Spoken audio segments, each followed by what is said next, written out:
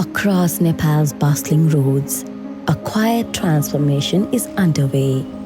Electric vehicles are no longer the future. They are the movement of today.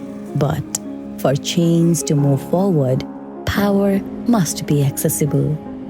As Nepal accelerates toward electric mobility, the demand for reliable charging infrastructure is rising rapidly.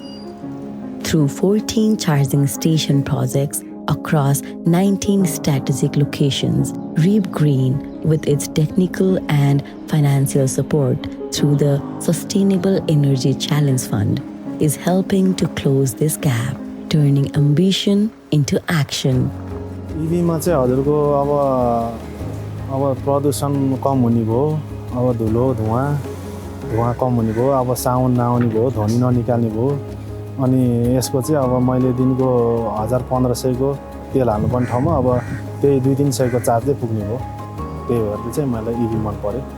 By replacing imported fossil fuels with electricity generated from Nepal's abundant hydropower, these charging stations are not only enabling clean transport, they are strengthening national energy security, reducing fuel import dependence, and powering a more self-reliant, sustainable future.